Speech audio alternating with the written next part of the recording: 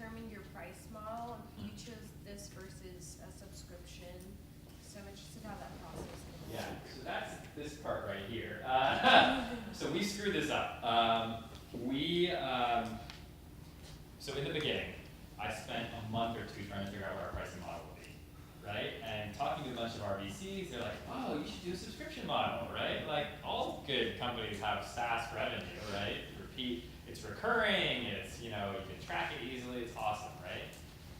So in the beginning, we actually looked at a bunch of different models. Fancy Hands had a similar model where, you know, we couldn't do an unlimited subscription because we pay our researchers for every request, right? So the reason why Uber doesn't have an unlimited subscription is because it's so expensive, right? So if you paid Uber $100 a month, you would ride everywhere in Uber and it would cost them thousands and they would never make a profit, right?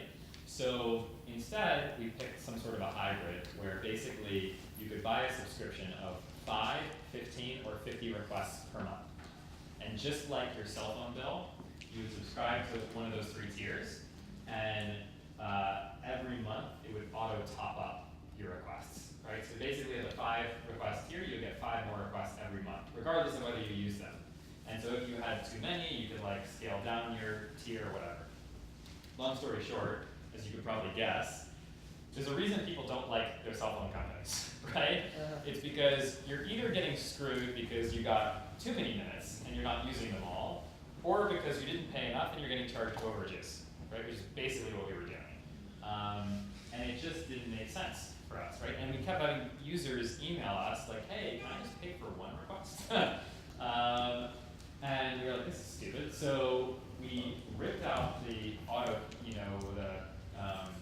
automatically charge again the month for 5 more subscriptions. We turned it into a bundle model, which we still have today, that we'll probably get rid of. So if you want, you should buy it right now. But basically, it's the same concept, but it's more like your subway pass. So you can buy 5, 15, or 50 requests at a time for a discount. And when you run out of those 5, it auto tops up, right? But it only tops up when you actually use them. So it's more fair, right?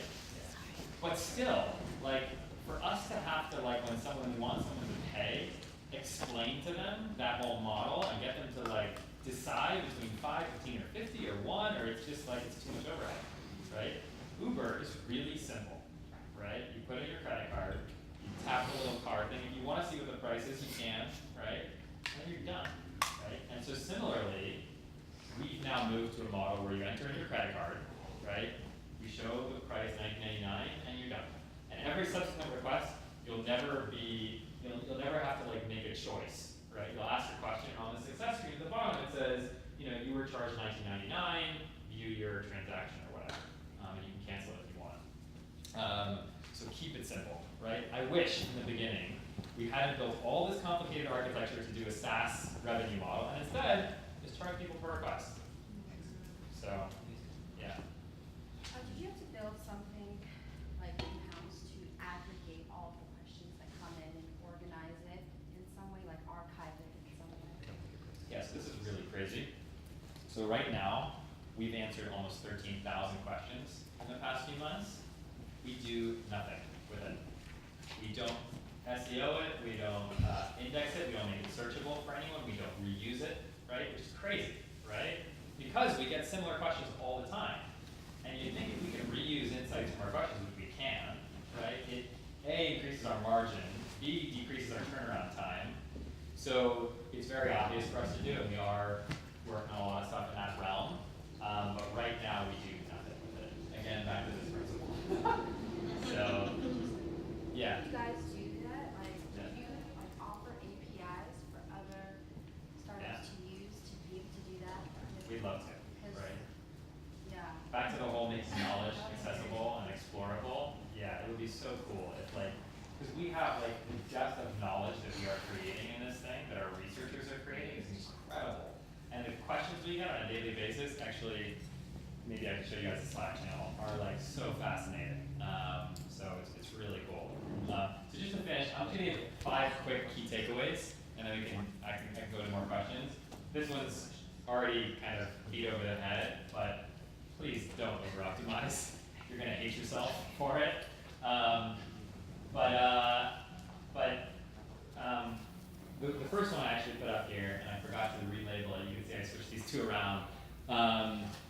tenacity, right? So back to that oath you guys took at the beginning of this thing. I am a firm believer that luck just comes to people who slog it out for a long, long time and are willing to stick with it and just make it work, right? Like all these TechCrunch stories or whatever it is you see where someone started a company and sold it, 18 months later is like such a tiny, tiny, tiny percentage. It's like winning the lottery, right? Real great companies are built by investing your time, and that's just what it takes. And it takes a lot of screw-ups and a lot of mistakes. And I used to wonder when I was a VC, why are all these really smart VCs investing in second-time entrepreneurs even when they screwed up the first time and failed? And it's because you just make so many stupid mistakes that there is no way to account for. No matter what I could tell you here this morning, you will make so many mistakes. And the only way to do it is to just slog through it, right? And so I often tell my friends when they say like, oh, I have an idea, I want to start a company.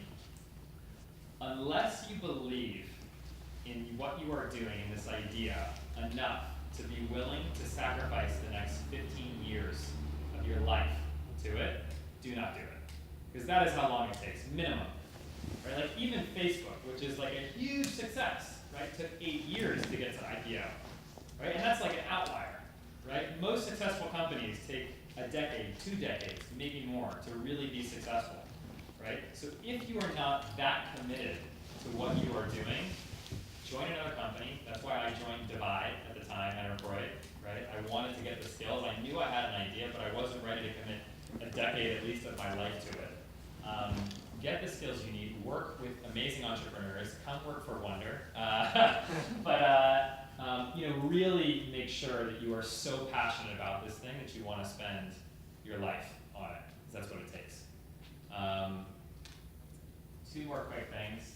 This one's a super obvious one that everyone talks about. So you asked about our funding, right?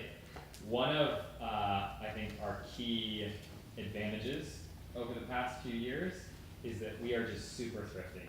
And I mean, having been a former VC, I know the only reason companies die is because they run out of money, right? So making sure you always have money, but more importantly, making sure you are not spending that money is so critical, right? And there are so many companies, by the way, that were founded after us, that raised $10 million, more than we've ever raised, right? And are out of business before us, right? Like, Secret or any of these companies, right? Where they've raised so much money and they're gone, disappeared, right? And it's because the founder believed that they had to scale and they had to double and triple and quadruple the size of their team to make this thing successful and whatever. It's not necessary. You can build a lot with a very, very small team. You don't need a lot of money to do it. And as long as you stay super thrifty and small, you can do amazing, amazing things.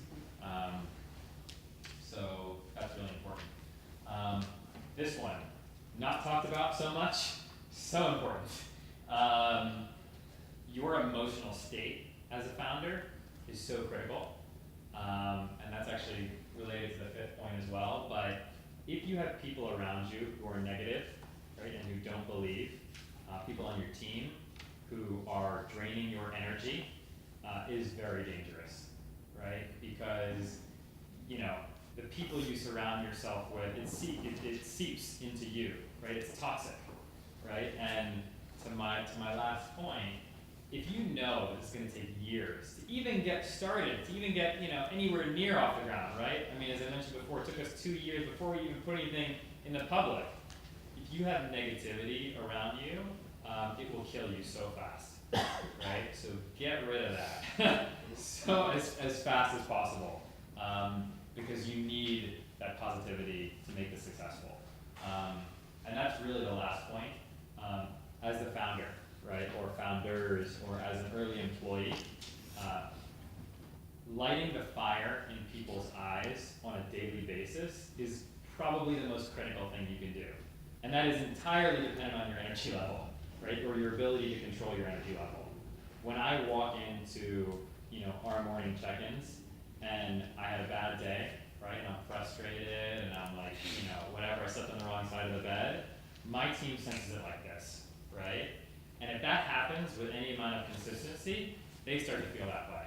right? And they're unmotivated and they're grumpy and then they get in fights with each other, right? And, you know, being excited and passionate, and that's why, again, these all tie together. You should be doing something that you're doing because you want to spend the next decade of your life on it, because you're so passionate about it. That passion will help you light the fire in yourself and in others, and doing that will sustain you for success. Because that's what it takes to get through that slog. So anyway, that's it.